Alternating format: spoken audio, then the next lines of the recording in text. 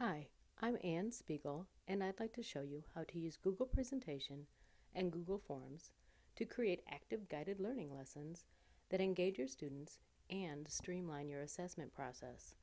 One of my favorite things about information technology is how a little time invested up front can save a lot of time down the road. Let me show you how. There are lots of cool tools to use to create or mash up guided learning lessons. MentorMob, WebQuest, Teacher's Domain are all fabulous resources for teaching and learning.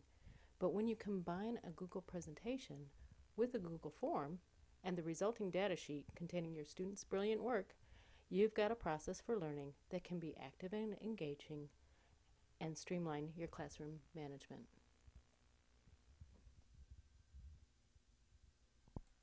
I first learned about this new trend for Google presentations from Kate Cheell's Google FlipPaks presentation at the Google Apps for Education California Summit. Do take a moment to review this prezo. It describes this process for active learning homework assignments, and she shows examples of her work and active lessons, the meaningful assignments. Oops, uh-oh. Let me shut that off. And these assignments are done via forms. Then you get the results embedded in a spreadsheet. To show you how to do this, I've embedded the instruction in a presentation template. You can get to this template from my website or from your own home drive. In your home drive, when you click on Create, an option to choose is From Template. When you click on From Template, you are taken to the template gallery. If you narrow your selection down to presentations, you'll quickly find the FlipPak template. Click on Use this template. This makes a copy of this file to your home drive. Essentially, you're copying a master document, which will remain unaltered in the gallery, and now this is your own copy that you can play with. In this, I've embedded notes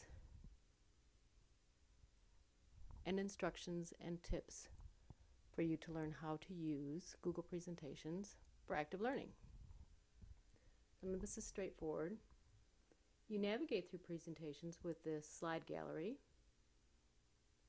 If you click on slide 2, for example, it takes you to this slide. To get to the speaker notes, click on View and make sure Show Speaker Notes is selected. That shuts it off. I'll turn it back on, and you can see them at the bottom. It's a little bit small. If you click on this ellipse on this bar, hold your mouse key down and drag up, you'll see some instructions I've included, tips and tricks and links to help you navigate this cool process.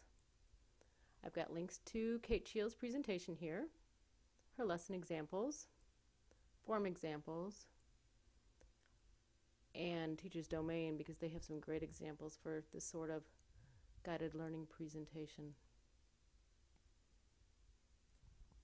If you do end up using this presentation for your students, you'll want to delete these speaker notes, unless you want them to see them for some reason, and delete these extra slides. Just click on that and hit delete, and it's gone.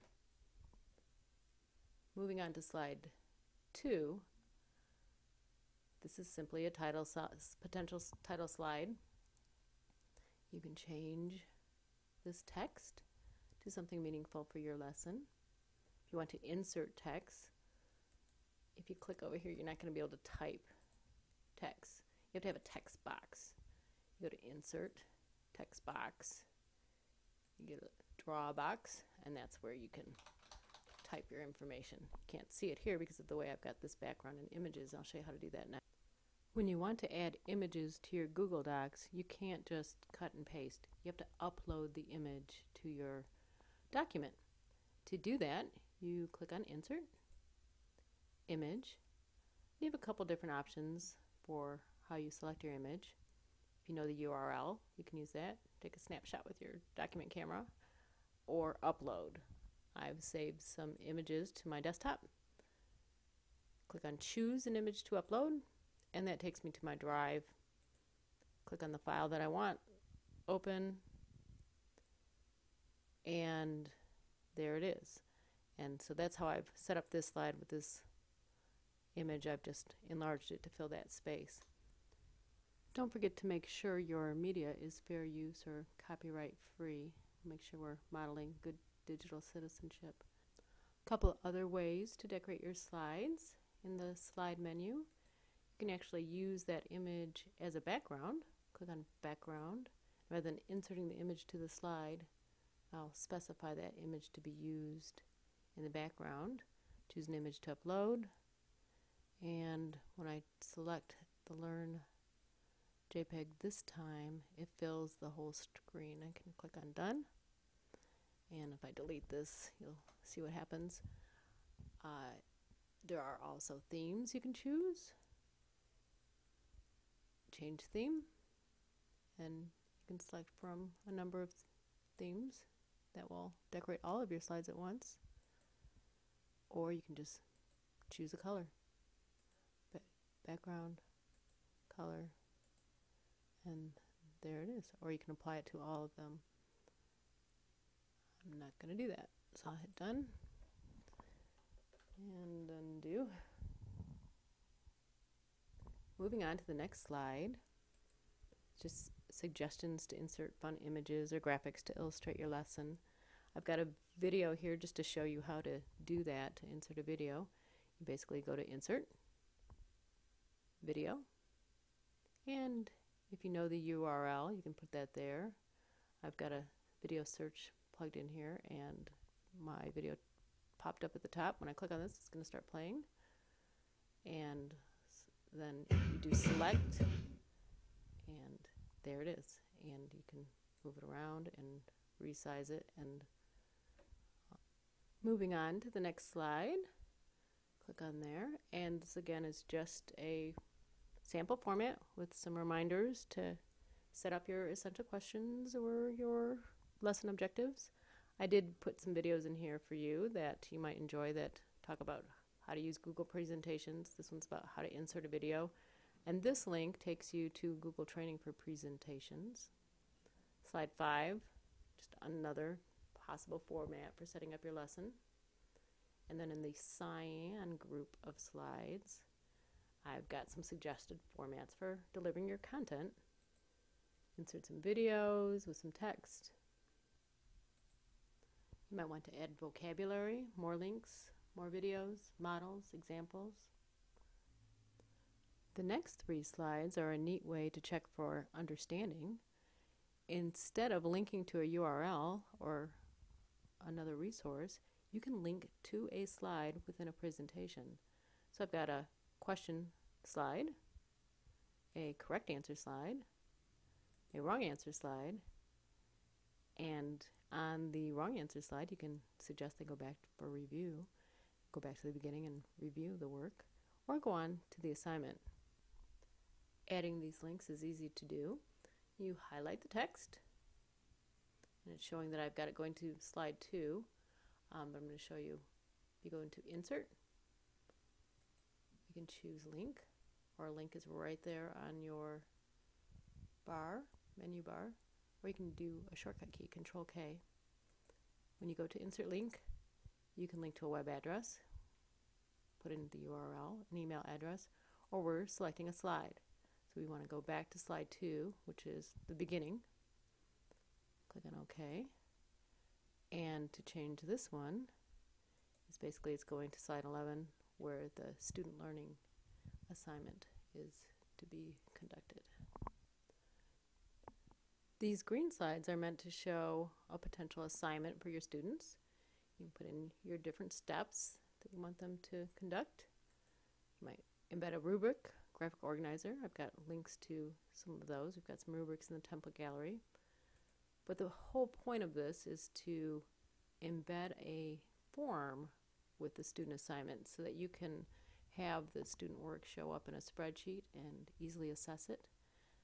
On this page, we're meant to put a link on this click here on a form that doesn't yet exist. So we've got to create that form. Down here in the notes, I've got some links to Kate Cheo's work so you can review her examples. And here I've got a link to get to a flip-back form template. Click on that, takes you to the template gallery directly instead of going through your home drive. And you can click on Use this template. And again, this copies the document to your home drive. Takes you right into edit mode for forms. Just a real quick review of how to do forms. You can learn about forms in another lesson because it's getting long. You can add a question with this button, change the look and feel here with the themes. To edit the questions, as you cursor over these, you'll see that a question each is indicated with this yellow bar. To edit it, click on the pencil. And you can add help text, change the question type. Got text, paragraph text, choose from a list, all sorts of options. Once you have your questions set up the way you want them to appear to your students, we can share this form. If you go to the spreadsheet by clicking on See Responses, if you don't remember to do this, it's in your drive. So just look in your home drive and you'll find the spreadsheet. And your students' work will appear in these rows and columns in this spreadsheet. We're going to go to Form because we still have to put it in our presentation. This is how you edit your form. You can send it via email. You can go to the live form is what we're going to do rather than embed it in a web page. Go to live form, and we need this URL to link it in our presentation. This is the form as it will appear to your students, but we need to get them there from the presentation. So if you click up in the address bar and highlight the whole URL, you can do Control-C with your keyboard or right-click and get the shortcut menu, copy, and that will copy that URL to your clipboard. Return to your presentation, highlight the text that we want that link to be on, and we'll click on this Insert Link button. And I'll delete the information here in this. And Control-V with your keyboard or right-click, and this will paste that long URL. Click on OK. Now when the students reach the end of this presentation, they can click on this link and get to your fabulous form for their assignment. One last step, you have to publish this to the web. To do that, you click on File, and down here you see Publish to the Web. Click on that, and we'll ask you if you really want to publish. Well, first ask if you want only Forest Hills schools to see it.